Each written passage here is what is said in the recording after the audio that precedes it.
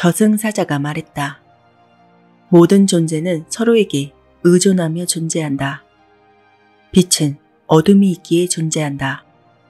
행복은 불행을 경험함으로써 그 가치를 알 수 있게 된다. 우주는 일정한 리듬과 법칙에 따라 움직인다. 이러한 흐름을 거스르면 좌절이나 질병과 같은 부정적인 결과가 초래된다. 진정한 자아를 발견할 수 없게 된다. 안녕하세요. 터칭소울입니다. 주인공 해직은 하루아침에 직장을 잃고 이혼까지 겪으며 인생의 밑바닥을 경험합니다.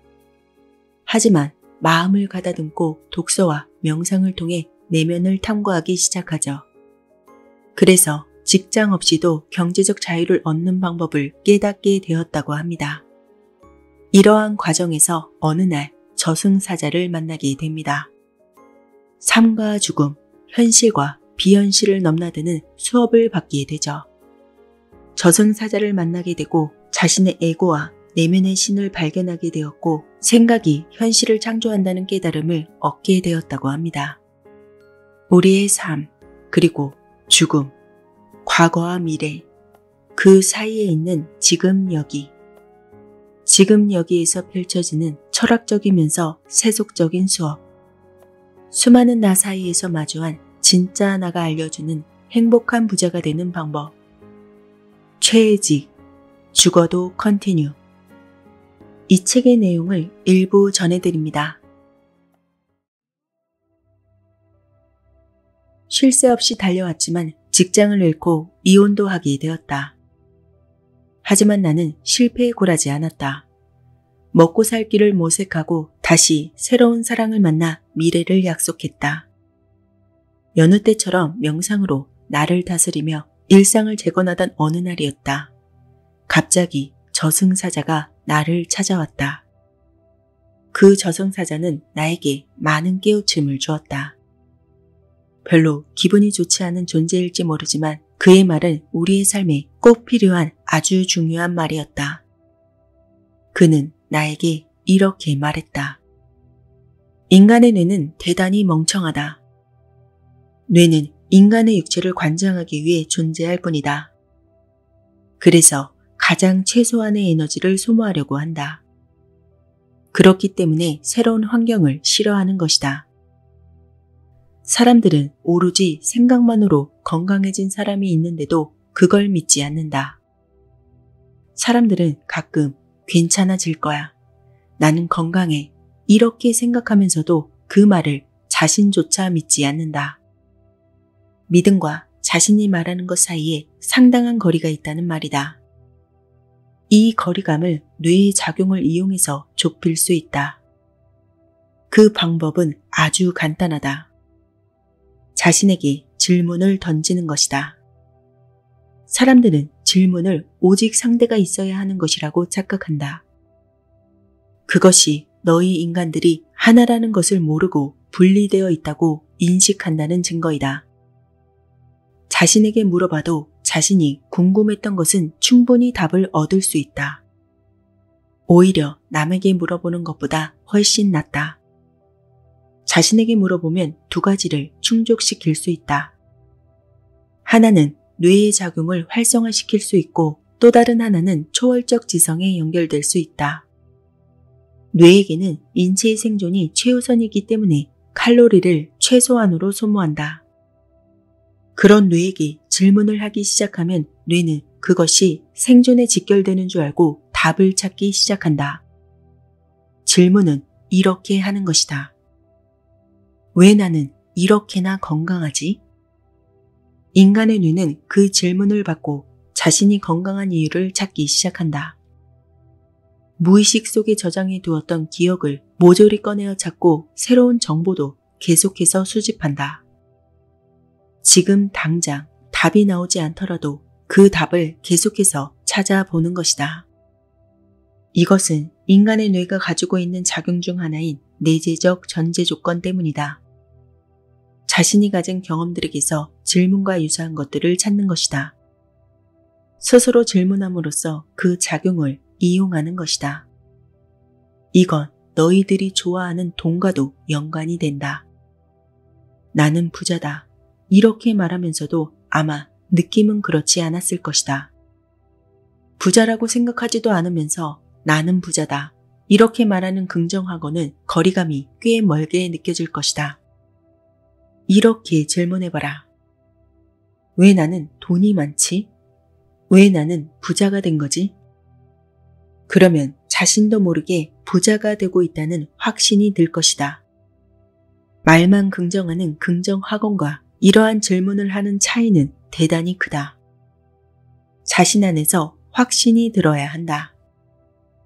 부자가 된 이유를 찾으려고 하니까 확신이 생기는 것이다. 건강한 이유를 찾는 건 건강했던 경험이 있기 때문에 찾기 쉬웠을 것이다. 하지만 부자가 된 이유를 찾으려고 하면 뇌는 그런 정보를 찾다가 다시 원래대로 돌아가려 할 것이다. 부자가 된 경험이 전혀 없는 상태에서 그 이유를 찾으려고 하니 어렵기 때문이다. 하지만 이럴 때 더 강하게 밀어붙이면 초월적 지성에 연결되기도 한다. 물론 분리를 경험한 너희들에게는 쉽지 않을 것이다. 초월적 지성이란 근원을 말한다. 보이지 않는 에너지장. 모든 것을 공급하는 그곳이다. 너희 내면에 있는 본래의 너가 출발한 곳이다. 자신이 아무리 가진 것이 없다고 하더라도 가진 것을 확장하는 질문을 하면 뇌는 그것을 가능케 할 방법을 과거의 경험에서 찾는다. 그럼 그렇게 행동하도록 아이디어를 던져주게 되는 것이다.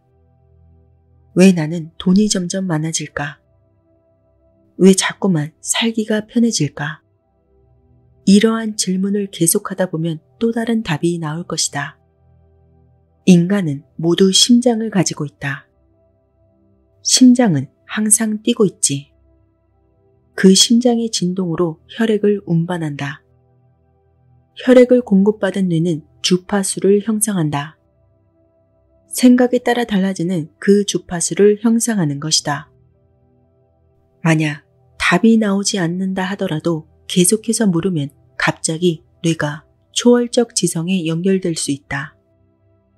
무의식 속에서 찾다 안 되면 초월적 지성에 기대게 되는 것이다. 뇌에는 송과선이 있거든. 그 송과선의 주파수가 내부와 외부를 넘어서 우주로 가게 된다. 그럼 우주에서 답을 해줄 때가 있다. 생각하지도 못한 순간에 갑자기 무언가를 깨닫는 상황이 바로 그런 경우이다. 이 모든 공간은 진동 에너지로 구성되어 있다. 초월적 지성과 너와의 거리에도 마찬가지로 진동 에너지가 가득 차 있다. 너의 내면은 사실 모든 걸 알고 있지만 내면에서 더 이상 답을 찾기가 힘들다는 생각이 들 때는 뇌의 송가선을 활용하는 것도 좋다. 원래는 이것도 너의 내면이 답을 해주는 것이지만 이렇게 설명하는 것이 인간들에게는 쉬울 것이다. 그리고 인간의 인생은 원래가 모두 우상향으로 나아가게 되어 있다. 세상의 법칙 자체가 그렇게 설정되어 있다는 말이다. 너희 몸이 에너지로 진동하고 있는 이유가 바로 그것이다. 대부분의 사람들은 스스로를 잘 알고 있다고 생각하지만 사실은 그렇지 않다. 자신에 대해서 아무것도 모를 확률이 훨씬 더 크다. 왜냐하면 명상을 하지 않기 때문이다. 그리고 명상을 하더라도 하고 싶은 것, 갖고 싶은 것만 떠올린다. 물론 그렇게 해서 갖고 싶은 것을 가질 수 있을지는 모른다. 생각은 창조의 도구니까. 하지만 자신을 알아내는 명상을 하면 갖고 싶은 것보다 훨씬 많은 것을 가질 수 있다는 것을 인간들은 모른다. 너희가 가진 육체의 정보를 차단할 수 있기 때문에 눈을 뜨고 하는 생각보다 눈을 감고 하는 생각이 훨씬 효과적이다. 명상을 하면서 이런 질문을 해본 적이 있는가? 나는 누구인가? 앉아서 눈을 감고 명상에 들어가 보라.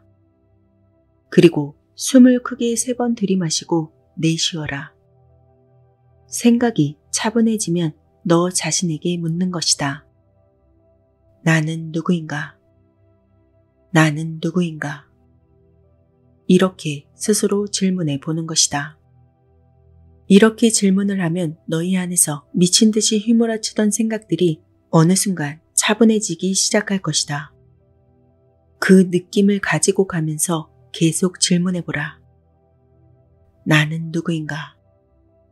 답이 나오지 않아도 상관없다. 그저 계속해서 질문을 하기만 하면 된다. 그러면 잡생각이 잠잠해지는 순간이 올 것이다. 그 느낌을 충분히 느껴보라. 그러면 말로 표현할 수 없지만 어떤 무언가를 깨달은 듯한 느낌이 올 것이다. 그것이 명상이다. 눈을 뜬 다음에도 모든 걸 가질 수 있다는 확신이 들게 될 것이다. 거기서부터 모든 걸 할 수 있게 된다. 언제든 너는 할 수 있다. 너는 내가 말하는 모든 것을 알고 있다. 다만 기억이 나지 않을 뿐이다. 진정 자신이 누구인지 너는 이미 알고 있다. 너 자신 자체가 신인 것이다. 신에 대한 기억을 말하는 것이 아니다. 신은 기억조차 필요 없는 존재이다. 신은 모든 정보를 이미 가지고 있는 존재니까. 그 누구도 너를 누구라고 말할 수도 단정 지을 수도 없다. 오직 너만이 자신이 누구인지를 알고 있다. 자신이 진정 누구인지는 스스로 알고 있다는 말이다. 이러한 깨달음이 언제 너에게 찾아올지는 누구도 모른다. 그러니 명상해보라. 나는 누구인가? 이렇게 되뇌어보라. 그러면 어떠한 이미지가 떠오를 때가 있을 것이다. 인간은 윤회를 할 때 본인이 가지고 싶은 원형을 3가지 선택한다. 너에게 떠오르는 이미지가 있다면 그중 하나를 찾은 것이다. 이 원형 하나만 찾아도 그걸 사명으로 받아들이고 인생을 가치 있게 살게 된다. 만약 3가지 모두를 찾게 된다면 그 다음 너머를 알게 될지도 모른다. 하지만 그런 인간은 거의 보지 못했다. 원형 하나만 찾아도 아주 훌륭하다. 그 하나만으로도 인간 세상에선 매우 잘 살게 될 것이기 때문이다. 만약 원형을 발견했다면 자신의 삶의 방식이 그 원형과 맞아떨어지는가를 잘 살펴야 한다. 원형을 받아들이고 너가 행위자가 되는 것이 아니라 그 원형이 행위자가 되게 해야 한다. 너는 단지 지켜보는 자로 물러나야 하는 것이다. 그때 모든 일이 원형대로 흘러가게 될 것이다. 우주의 리듬에 너무나 잘 맞아떨어지게 된다. 가끔 뭔가에 집중하고 몰입을 하다 보면 너가 생각하지 않았는데도 불구하고 좋은 생각이 떠오르거나 일이 술술 풀린 적이 있을 것이다. 그것이 바로 원형이 너희 안에서 활동하도록 너가 보냈기 때문이다. 그러다가 일이 너무 잘 되는데? 나 천재인가? 이런 생각들이 껴드는 순간 원형이 활동하지 못하게 되는 것이다. 이런 일을 수도 없이 겪으며 살아왔을 것이다. 내가 아닌 느낌이 드는 그런 순간, 그때가 원형이 너의 안에서 행위자로 활동하는 것이다. 너는 그저 내맡기기만 하면 되는 것이다. 자기 자신을 안다는 것은 인생에서 그만큼 중요한 것이다. 많은 사람들이 아직도 자기 자신을 모른다. 부자가 되고 싶다고 말하면서도 부자가 될 수 없다고 생각한다. 그렇기 때문에 기회가 왔는데도 그게 기회인지 모르고 지나가거나 행동을 하기만 하면 되는데 행동하는 게 두려워서 하지 못한다. 온갖 한심한 짓으로 자신이 만든 창조를 다시 밀어내고 또 똑같은 것을 반복해서 빌며 살아간다. 좋은 일이 생기면 원하는 것을 얻을 수 있다는 신호로 생각하고 나쁜 일이 생겨도 원하는 것을 얻을 수 있다는 신호로 받아들여야 한다. 좋은 일은 좋기 때문에 확신의 신호가 되고 나쁜 일은 나쁘기 때문에 마음의 그릇을 넓힐 신호가 되는 것이다. 그럼 결국 그 그릇이 넓어진 만큼 리듬을 찾게 되어 있다. 인간은 나쁜 일이 생기지 않으면 그 성장이 매우 느리다. 성장을 하면서 살아야 좋은 일이 더 많이 생기는 법이다. 그래야 자기 확신이 더 강하게 되니까. 성장이 멈춘 인간은 삶에 대한 보람도 그토록 갈구하는 행복도 느낄 수 없을 것이다. 그러니 나에게 힘든 일이 주어지는 것이 얼마나 큰 기회인지 알아야 한다. 불행이 없으면 행복이 없고 어둠이 없으면 빛을 보지 못하는 법이다. 그러니 어둠을 두려워하지 말아야 한다. 그 어둠은 너 자신이 빛이 될 수 있다는 사실을 일깨워주기 위한 신호일 뿐이다. 자주 너 자신을 찾는 시간을 갖길 바란다. 온갖 잡념들이 잠잠해질 때까지 조용히 계속해서 질문해 보아라. 그렇게 하다 보면 내면에서 인생의 사명이 되어줄 너의 진짜 원형이 나타나게 될 것이다. 나는 누구인가? 나는 누구인가? 왜 나는 이토록 행복하게 살고 있는가? 왜 나는 이토록 행복하게 잘 살고 있는가?